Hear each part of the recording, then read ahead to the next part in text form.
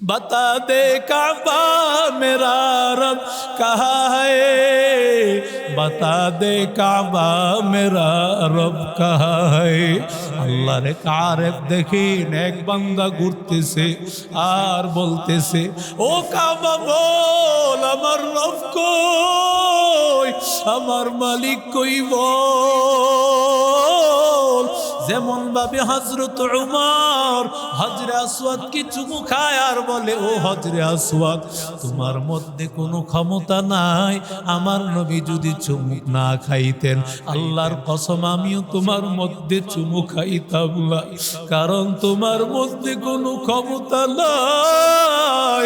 আমি শুধু চুমু খাই, আমার নবী চুমু খেয়েছে, কিন্তু আসল মহব্বত তো হলো আমার আল্লাহর মহব্বত। যাদের অন্তরের মধ্যে ওই চক্ষু আছে ওরা তাকাইয়া দেখতে পায় আমার মালিক আল্লাহকে, ওরা দেখতে পায়। ওরে আল্লাহর বান্দা যুবক, ওরা হাতে আর আমার মাওলাকে দেখতে পায়। এজন্য তাকায়া দেখবেন বাইতুল্লাহ কিছু মানুষ আছে এমন চেহারা সুরত, আমার বাংলাদেশে যাদেরকে মেতরের কাজেও রাখবে না চেহারা সুরত এমন। আশ্চর্যের কথা ওদের সংখ্যায় দেখা যায় অনেক বেশি। আল্লাহর বান্দারা কি করে আমার আল্লাহর ঘর বাইতুল্লাহ চলে আসলো। إن أول بيت وضع للناس للذي بمكة مباركا وهدى للعالمين।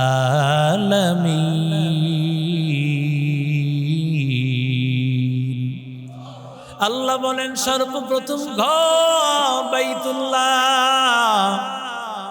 যেই বাইতুল্লাহ আল্লাহর ঘর, ওই ঘরের মধ্যে আল্লাহর বান্দা সে তাওয়াফ করবে, মাকাম ইব্রাহিমের সামনে দাঁড়ায় 2 রাকাত নামাজ পড়বে, হাজরে আসওয়াদ চুমু খাইবে, হাতিমে কাবাতে ঢুকিয়ে নামাজ পড়বে, মিজাবে রহমতের নিচে দাঁড়াইয়া নামাজ আদায় করবে, কাবার গিলাফের সাথে নিজের বুকটা লাগাইয়া আল্লাহর বান্দা মাফ চাইবে আর বলবে, রে মালিক তোমার ঘরের দরবারে হাজির, ও আল্লাহ, হে আল্লাহ তোমার দরবারে হাজির, খারি ফিরাইয়া দিও না রে আল্লাহ।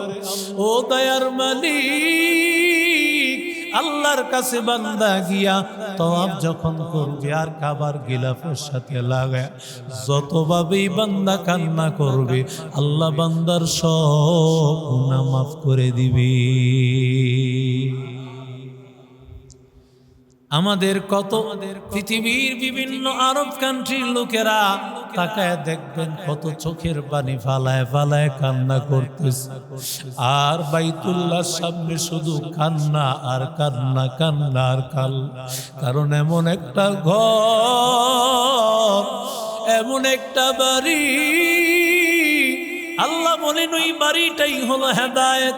ওই বাড়ির দিকে তাকায় থাকবি হেদায়েত, ওই বাড়ির মধ্যে তাওয়াফ করবি হেদায়েত, ওই বাড়িতে নামাজ পড়বি হেদায়েত, হজরে আসওয়াদ চুমু খাবি হেদায়েত। ওই বান্দা তোমার জন্য হেদায়েতের একটা ঘর, ওই ঘরের নাম হলো বাইতুল্লাহ। আল্লাহ তাআলার শান হলো 3টা, কিতাবুল্লাহ, রাসূলুল্লাহ, বাইতুল্লাহ। 1 নম্বর কিতাবুল্লাহ, আল্লাহর কিতাব হলো শিআরুল্লাহ। আল্লাহর পরিচয় পাওয়ার জন্য, দিনের পরিচয় পাওয়া যায় কিতাব দিয়া, কোরআন দিয়া। ওরে আল্লাহর বান্দা, আমার আল্লাহর পরিচয় পাওয়া যায় নবী দিয়া। 3 নম্বর আমার আল্লাহর পরিচয় পাওয়া যায় বাইতুল্লাহ দিয়া। এই 3 জিনিসের যাতে, যা 3 জিনিসের সাথে যার শত্রুতা থাকবে মনে করবেন সে বৈধ সন্তান নয়, অবৈধ সন্তান। কথা বলেন ঠিক কিনা? আল্লাহ কোরআনে বলেছেন বৈধ সন্তান কোন জিনিস আল্লাহর এই তিন শিআর কিতাবুল্লাহ, রাসূলুল্লাহ, বাইতুল্লাহ। আল্লাহ ডাক দিয়া বলেন, ও পয়গম্বর, আমি আল্লাহ রাব্বুল আলামিন, আপনি নবী রাহমাতুল লিল আলামিন। কোরআনকে বানাইছি হুদাল লিল মুত্তাকিন। আর যেই বাইতুল্লাহ গিয়া বান্দারা গুনাহ মাফ করবে, আমি আল্লাহ বানাইছি হুদাল লিল আলামিন। আল্লাহ রাব্বুল আলামিন, নবী রাহমাতুল লিল আলামিন, কোরআন হুদাল লিল মুত্তাকিন, বাইতুল্লাহ হুদাল লিল আলামিন। ওরে আল্লাহর বান্দা যুবক, আল্লাহ তাআলা বাইতুল্লাহকে হেদায়েতের স্থান আল্লাহ বানিয়েছেন। আল্লাহ তাআলা আল্লাহর ঘর বাইতুল্লাহটাকে আল্লাহ তাআলা হেদায়েতের স্থান বানাইছে। বান্দা যখন বাইতুল্লাহ গিয়া দোয়া করবে, সাথে সাথে আল্লাহ তাআলা তার জীবনের সব গুনাহ আল্লাহ মাফ করে দিবে। আল্লাহ তাআলা বাইতুল্লাহ প্রতিদিন 120টা রহমত আল্লাহ নাজিল করেন। সিত্তিনা লিত্তাইফিন, আল্লাহর নবী বলেন 60টা রহমত তাওয়াফকারীদের জন্য, 40 লিল মুসাল্লিন, 40টা হলো নামাজ আদায়কারীর জন্য। হয়ে গেল 100টা, বাকি থাকে 20টা। পয়গম্বর বলেন এই 20টা রহমত কাদের জন্য হবে জানো? যারা তাওয়াফ করে না, নামাজ আদায় করে না, শুধুমাত্র বাইতুল্লাহর দিকে তাকায় আছে, শুধুমাত্র বাইতুল্লাহর দিকে তাকায় আছে। 20 লিন্নাযিরিন, শুধুমাত্র তাকায় থাকলেও 20টা রহমত আল্লাহ নাজিল করে। আর হজে গিয়া মার্কেটিং এই সময় শেষ, কতক্ষণে জেদ্দা যাইবে, স্বর্ণ কিনতে হবে, অমুক মার্কেটে যেতে হবে, অর্ধেক সময় মার্কেটে শেষ আর খাওয়ার পিছে শেষ। ঠিক কিনা জোরে কন? এই হলো হাজী সাহেব। ও আল্লাহর বান্দা হাজী সাহেব, আল্লাহর পাগল হয়ে যাবে রে যুবক। কারণ বাইতুল্লাহ এমন ঘর, পানির মধ্যে যেমন বান্দা দৃশ্য দেখা যায়, আসমান দেখা যায়, মানুষ দেখা যায়। একটা আংটি যদি পাথর দিয়া বানান, দেখবেন ছোট একটা আংটির মধ্যে আসমান দেখা যায় কি যায় না? জোরে বলেন। আল্লাহ তাআলা বাইতুল্লাহটাও এমন আয়না বানিয়েছেন, এমন আয়না বানিয়েছেন, যারা আমার আল্লাহর মহব্বতের বান্দা, ওরা বাইতুল্লাহর দিকে তাকায় আমার আল্লাহকে দেখতে পায়। ওরে নবীর আশিক উম্মতের দল, আব্দুল্লাহ ইবনে মুবারক রাহমাতুল্লাহি আলাইহি, এত বড় একজন আল্লাহওয়ালা, ইমাম আবু হানিফার ছাত্র আব্দুল্লাহ ইবনে মুবারক রাহমাতুল্লাহ আলাইহি এমন একজন মুসলিম মনীষী, যার ব্যাপারে কোনো ধরনের আপত্তি নাই। ইমাম বুখারীকে নিয়ে অনেকে বিভিন্ন মন্তব্য করেছেন, ইমাম আবু হানিফাকে নিয়ে বিভিন্ন মন্তব্য আছে, কিন্তু ওয়ান পিস এমন একজন ব্যক্তি আব্দুল্লাহ ইবনে মুবারক, যার ব্যাপারে কোনো কথা নাই। আব্দুল্লাহ ইবনে মুবারক বাবার কাছে বলে, ও বাবা, আমারে কিছু টাকা দাও, 20,000 দিনার দাও, আমি একটু ব্যবসা বাণিজ্য করব। বাবা বড় ধনী মানুষ, তিনি 20,000 দিনার দিয়া দিলেন। 2য় শতাব্দীর কথা, 20,000 দিনারের মূল্য কত ছিল তখন? ঠিক কি না জোরে বলে? বহু টাকা তার মূল্য। আব্দুল্লাহ ইবনে মুবারক 20,000 দিনার দিয়া আব্দুল্লাহ ইবনে মুবারক বের হইয়া এবার আল্লাহর বান্দা বহুদিন পরে আবার বাবার সামনে আসিয়া হাজির। বাবাকে এবার ডাক দিয়া বলো, সন্তান, ব্যবসা তোমার কেমন হয়েছে? এবার সন্তান ডাক দিয়া বলে, তিজারাতান লান তাবুর, সন্তান বলে বাবা এমন ব্যবসা করেছি যেই ব্যবসায় লস নাই, যেই ব্যবসায় ক্ষতি নাই। বাবা তো আল্লাহওয়ালা, বাবা বুঝতে বাকি নাই। বলে বাবা আমি আরেকবার ব্যবসা করতে চাই, আমারে কিছু টাকা দাও। বাবা এবারও 20,000 দিনার দিয়া দিলেন। ওরে আল্লাহর বান্দা যুবক, পরে খবর পেয়ে পাওয়া গেল আব্দুল্লাহ ইবনে মুবারক কি ব্যবসা করেছে জানো? মক্কায় গিয়েছে, মদিনায় গিয়েছে, সিরিয়ায় গিয়েছে, ইয়ামান গিয়েছে। আল্লাহর বান্দা সমরকন্দ সব পৃথিবীর বিভিন্ন রাষ্ট্রে কমপক্ষে 4000 মুহাদ্দিস মুফাসসিরদের কাছে কোরআনের শিক্ষা, হাদিসের শিক্ষা অর্জন করেছে। আরো জোরে বলেন। এরে আল্লাহর বান্দা যুবক, ওই আব্দুল্লাহ ইবনে মুবারক রাহমাতুল্লাহি আলাইহি আল্লাহর বান্দা তাকায় দেখতেছে এক আল্লাহর বান্দা মহিলা বাইতুল্লাহ ঘুরতেছে, আর আল্লাহর বান্দার জবানে কি যেন এক আওয়াজ দিয়া বলতেছে। বাইতুল্লাহ ঘোরার সময় মানুষ যেমন ভাবে প্রথম চক্করে সুবহানাল্লাহ পড়ে, দ্বিতীয় চক্করে আলহামদুলিল্লাহ, তৃতীয় চক্করে আল্লাহু আকবার, তো চতুর্থ চক্করে লা ইলাহা ইল্লাল্লাহ, পঞ্চম চক্করে হলো দুরূদ শরীফ, ষষ্ঠ চক্করে ইস্তিগফার, এরপরে সপ্তম চক্করে বান্দা দোয়া করে। এছাড়াও বিভিন্ন দোয়া পড়ে থাকে। কিন্তু আল্লাহর বান্দা আশ্চর্যের কথা, ওর জবান দিয়ে এমন কথা নাই। আল্লাহর বান্দা বলে আমুল্লু আলা দিয়ারি দিয়ার লাইলা উকাব্বিলু যাল জিদারি যাল জিদার ওয়া মা হুব্বুদ দিয়ারি শাগাফনা কলবি। আল্লাহর বান্দা ডাক দিয়া বলে ও পাগল, তুমি এগুলো কি বলতেছো? তুমি এগুলো কি বলতেছো? আল্লাহর ঘরের সামনে দাঁড়াইয়াছো, কিন্তু তুমি তোমার জবান দিয়া কি বলতেছো? মহিলা ডাক দিয়া বলে ও আব্দুল্লাহ ইবনে মুবারক, আমি তো এই ঘরের তওয়াফ করি না, বরং আমি এই ঘরের মালিক আল্লাহ হাতে চুম্বন করি। আমি বলতেছি আমার অন্তরের মধ্যে এই ঘরের মর্যাদা নাই, এই ঘরওয়ালা মালিক।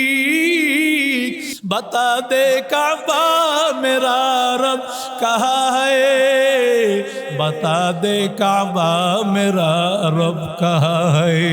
আল্লাহর কারেব দেখেন এক বান্দা ঘুরতেছে আর বলতেছে ও কাবা বল আমার রব কই, আমার মালিক কই বল। যেমন ভাবে হযরত উমর হজরে আসওয়াদ কি চুমু খায় আর বলে ও হজরে আসওয়াদ, তোমার মধ্যে কোনো ক্ষমতা নাই, আমার নবী যদি চুমুক না খাইতেন আল্লাহর কসম আমিও তোমার মধ্যে চুমু খাইতাম না, কারণ তোমার মধ্যে কোনো ক্ষমতা নাই। আমি শুধু চুমু খাই, আমার নবী চুমু খেয়েছেন, কিন্তু আসল মহব্বত তো হলো আমার আল্লাহর মহব্বত। যাদের অন্তরের মধ্যে ওই চক্ষু আছে ওরা তাকাইয়া দেখতে পায় আমার মালিক আল্লাহকে, ওরা দেখতে পায়। ওরে আল্লাহর বান্দা যুবক, ওরা হাতে আর আমার মাওলাকে দেখতে পায়। এজন্য তাকায় দেখবেন বাইতুল্লাহ কিছু মানুষ আছে এমন চেহারা সুরত, আমার বাংলাদেশে যাদেরকে মেতরের কাজেও রাখবে না, চেহারা সুরত এমন। আশ্চর্যের কথা ওদের সংখ্যায় দেখা যায় অনেক বেশি। আল্লাহর বান্দারা কি করে আমার আল্লাহর ঘর বাইতুল্লাহ চলে আসলো? আল্লাহ তাআলা বলেন ওই ঘরে আমি আল্লাহ এমন লোককে পাঠাইয়া দিব যাদের দিলে থাকবে আমি আল্লাহর মহব্বত, যাদের দিলে থাকবে আমি আল্লাহর মায়া। আমি আল্লাহর মহব্বতে যারাই নাকি ওই ঘরে যাইতে চাইবে আমি আল্লাহ তাদেরকে যাওয়ার ব্যবস্থা করব। এরে নবীর আশিক উম্মতির দান মুমিন সিংহের এক আল্লাহর বান্দা রিক্সা চালায়, বান্দা যেই প্যাসেঞ্জারকে উঠায়, প্যাসেঞ্জারকে নামানোর সময় বলে ভাই দোয়া করেন আল্লাহর ঘরে যাও। যেই বান্দারে উঠায় আর বান্দাকে নামানোর সময় বলে ভাই দোয়া করবেন আমি আল্লাহর ঘরে যাব। বলে তুমি কি করে আল্লাহর ঘরে যাইবা? আল্লাহর ঘরে যাইতে হলে তো ধনী হতে হয়, টাকা পয়সা লাগে। তোমার কাছে কোনো টাকা পয়সা নাই। বলে মনে চাইলে দোয়া করবি, আমি একজন গরিব, আমি রিকশাওয়ালা, আমি আল্লাহর ঘরে কি করে যাইব তোমাকে বলার দরকার নাই। আল্লাহ আমাকে নিবেন যেভাবে ইচ্ছা, আল্লাহ সেভাবে নিবেন, তোমাকে বলার তো আমার কিছুই নাই। মনে চাইলে দোয়া করবা। আল্লাহর বান্দা এইভাবে মানুষের কাছে দোয়া চাইতে চাইতে একবার আল্লাহর বান্দা, ওই সময় মানুষ সেই চট্টগ্রাম থেকে শিপের মাধ্যমে, জাহাজের মাধ্যমে আল্লাহর ঘর বাইতুল্লাহ যাইতো। আল্লাহর বান্দা 1 মাস যাইতে 1 মাস আসতে, মাঝখানের 1 মাস বাইতুল্লাহ হজের সফর। আল্লাহর বান্দা সেখানে গিয়া হাজির হয়ে গেল। ওই জায়গায় গিয়া হাজির, যারা ওই জায়গার দায়িত্বে ছিল তাদের সাথে দেখা করলো। বলে তুমি কি জন্য আসছো? বলে আমি হজে যাব। হজে কি করে যাইবা? পাসপোর্ট আসেনি? কয় 1 ফুটও আমার কাছে নাই। সুবহানাল্লাহ। পাসপোর্ট থাকবে দূরের কথা, 1 ফুটও আমার কাছে নাই। যারা দায়িত্বে ছিল সবাই হাসতেছে, কি বলতেছো তুমি? পাসপোর্ট ছাড়া তো কোনোদিন যাওয়া যায় না। আল্লাহর বান্দা এবার তার পরিচয় দিল। পরিচয় পাওয়ার পরে আল্লাহর বান্দা এবার লক্ষ্য করে দেখলো সে তো আমার বাবার একজন বন্ধুর সন্তান হবে। পরিচয় যখন পায়ে গেল, আল্লাহর বান্দা চিন্তা করলো দেখি না কোনোভাবে তাকে বাইতুল্লাহ নিয়ে যাওয়া যায় কিনা। সেই হজের জন্য দায়িত্বের যিনি অফিসার, তার কাছে গিয়া বলল এক আল্লাহর বান্দা আসছে, হজে যাবে কিন্তু তার কাছে কিছুই নাই, দেখেন না তাকে কোনোভাবে নেওয়া যায় কিনা। তার কাছে নিয়ে যাওয়া হয়েছে। নেওয়ার পর বলেছে আল্লাহর বান্দা তোমার কাছে পাসপোর্ট আছে কিনা? বলে স্যার আমার কাছে 1 ফুটও নাই। বলে কিভাবে যাবে? বলে ভালো করে শোনো, আমার এখানে 10 জন লোক বাবুর্চির জন্য লাগে। 10 জনের মধ্যে 9 জন আছে, 1 জনের শর্ট আছে। আল্লাহর বান্দা বলতেছে তুমি তোমার চাচা রিকশাওয়ালাকে গিয়া বলবা সে রান্না বান্নার কাজ পারে কিনা। যদি পারে 9 জনের সাথে তাকেও হজের মধ্যে পাঠাইয়া দিব।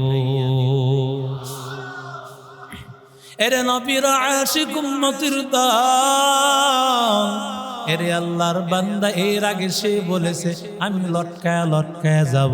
তারা বলে লটকায়া যাওয়া তো কোনোদিন সম্ভব না, পড়ে যাবে, জাহাজ থেকে পড়ে গিয়া আল্লাহর বান্দা মারা যাইবে। এবার ডাক দিয়া বলতেছি রে ওরে চাচা আপনি কি রান্না বান্নার কাজ পারেন কিনা? আসলে আল্লাহর বান্দা একটা রুটিও কোনোদিন বানাইতে পারে না, একটা রুটিও বানায় খায় নাই। আল্লাহর বান্দাকে যখন বলছে রান্না পারেন কিনা, বলে এমন কোন কাজ নাই আমি পারি না, আসলে কিছুই পারে না। আল্লাহর বান্দা বলে তাহলে চলেন, 10 জন লোক বাবুর্চি হিসাবে এই শিপের মধ্যে লাগবে। 9 জন আছে, 1 জনের অভাব। আপনি যদি যান 10 জন হয়ে যাবে, বাইতুল্লাহ যেতে পারবে। এবার 9 জনের সাথে তাকেও মিলায় দিল। আল্লাহর বান্দা শিপের মধ্যে উঠার পর মুরব্বী মানুষ 9 জনকে নিয়ে ছোট্ট একটা মিটিং করে ফেললো। ডাক দিয়া বলে ও বাবা আমি তোমাদের সবার একজন মুরব্বী মানুষ, আমার মনের মধ্যে বড় আশা আল্লাহর ঘর বাইতুল্লাহ যাব, আল্লাহর ঘরটা দেখব, আল্লাহর ঘরে একটু জিয়ারত করব। কিন্তু মনে আশা আছে, সামর্থ্য নাই।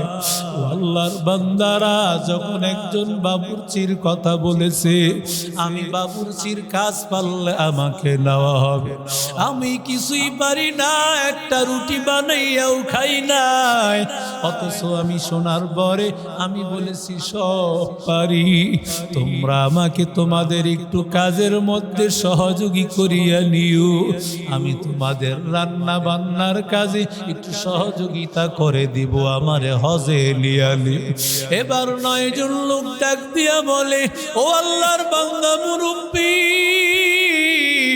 আপনি আমাদের বাবার বয়স, আপনারে দিয়া কিছুই কাজ করাবো না, আপনি এখানে থাকবেন, কারণ এই জাহাজ চলতে গিয়া মাঝে মধ্যে এমন ঢেউয়ের সম্মুখীন হই, মনে হয় যেন আমরা সবাই মারা যাব, মাঝে মধ্যে এমন বিষাক্ত ভয়ঙ্কর প্রাণী, ওই প্রাণীর আঘাতে মনে হয় জাহাজটা ডুবে যাবে, সব মানুষেরা আমরা মারা যাব, আপনার কিছুই করা লাগবে না, একটা কাজ করবে, যায় নামাজটা বিছাইয়া শুধুমাত্র আল্লাহর দরবারে দোয়া করতে থাকবে।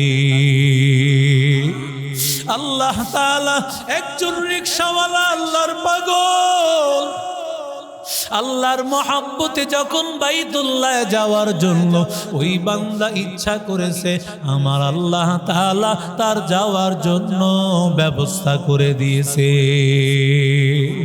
এরে নবীর আশিক উম্মতির দল, এরে যুবক, আল্লাহর ঘর বাইতুল্লাহ, আল্লাহর ঘর বাইতুল্লাহকে যারা ধ্বংস করতে চাইছে, কেউ পারছে নি? জোরে বলে, আরো জোরে বলে। আল্লাহ বলেন, আল্লাযী বিবাক্কাতা মুবারাকা, মক্কার নাম হলো মক্কা, মক্কার নাম হলো মক্কা, সব কিছু ধ্বংস হয়ে যাবে। আব্রাহার বাদশাহ বাইতুল্লাহকে ধ্বংস করার জন্য গিয়েছে, অস্তি বাহিনী নিয়া আব্রাহার বাদশাহ গিয়া যখন হাজির, আল্লাহর বান্দা যখন বাইতুল্লাহ ধ্বংস করে দিবে, আল্লাহর বান্দা বাইতুল্লাহ ধ্বংস করার জন্য যখন গিয়েছে, আমার আল্লাহ তাআলা আবাবিল নামক এই ছোট্ট ছোট্ট পাখিগুলো আল্লাহ পাঠায় দিয়েছে।